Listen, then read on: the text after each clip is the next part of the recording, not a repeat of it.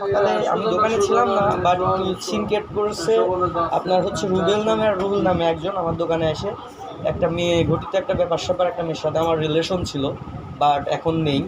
তো ওই মেয়েদের ডেকে নিয়ে এসে সিনকেট টিনকেট করে চলে গেছে। মেয়েরা বাসায় চলে গেছে। তারপরে বাসায় যাওয়ার পরে এরা বলে যে 5 লাখ টাকা দিতে হবে, 3 লাখ দিতে হবে, পরে 2 লাখ, 1 লাখ, এরকম করে করে আমি বলছি কিসের টাকা? আমি যদি কোনো অন্যায় করে থাকি তাহলে থানায় আমার নামে মামলা হবে প্রয়োজনে, কিসের টাকা দিব আমি?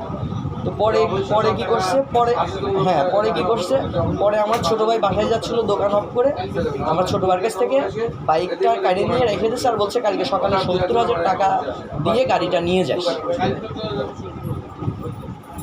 উনি নাকি ওই যে ছাত্র দলের কি যেন হয় নাকি ওইভাবে, হ্যাঁ হতে পারে, হ্যাঁ রুবেল হয়তো নাম, আর রুহুল নাম, আরেকজনের নাম রুহুল, কুটিয়া বাড়ি ওনার। দুইজন, হ্যাঁ এদের সাথে আরও অনেক ছিল। আমি তো ওইভাবে আসলে ছিলাম না, ছোটো ভাইয়ের কাছ থেকে নিচ্ছে আর কি। আর আমার দোকানের সামনে এসে ছোটো ভাইয়ের সাথে কথা বলছে, হালকা একটু ভিডিও ফুটেজ পাইছি আমি আর কি, মানে যে সিনকেট করেছে আর কি, একটু ভিডিও ফুটেজ আছে আর কি হালকা একটু। মানে এরা মার্কেটের বাইরে যাই বেশি কথা বলছে, দোকানের মধ্যে ঢুকে নেয় আর কি। আচ্ছা স্যার, আচ্ছা থ্যাংক ইউ স্যার। আসসালামু আলাইকুম স্যার। গাড়ি নিচ্ছে রুহুল আর রুবেল, এরা গাড়ি নিচ্ছে। এবং কি তোরা তো ছিলিস গাড়ি নেওয়ার সময়, তুই ছিল ওখানে? রুবেলকে ছাত্র দলের সভাপতি রুবেল। হ্যাঁ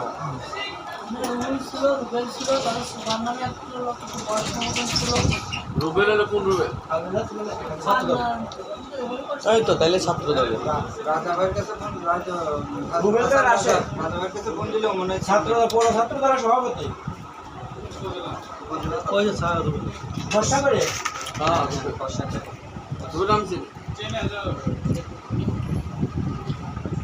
টাকা চাইলে কত? 1 লাখ। আমি তো সব ফোনে ছিলাম না এখানে। বলছে কালকে তো সকাল 10টায় 70,000 টাকা দিয়ে গাড়ি নিয়ে যায়। এরাই সব করতেছে, এরাই কমাচ্ছে 5 লাখ, 3 লাখ, 2 লাখ, 50,000। আর আমি বলছি ডিরেক্ট কোনো কিসের টাকা, মানে কি জন্য দিব টাকাটা কেন দিব? মেয়ে যদি কয় ভাই বলে যে মেয়ে দিয়ে ধর্ষণ মামলা করা, ভাই ধর্ষণ মামলা করবে, মামলা করবে, থানায় মামলা করে দিবে, আমার ধরে নিয়ে যাবে, তার টাকার বিনিময়ে তো এখানে আসবে।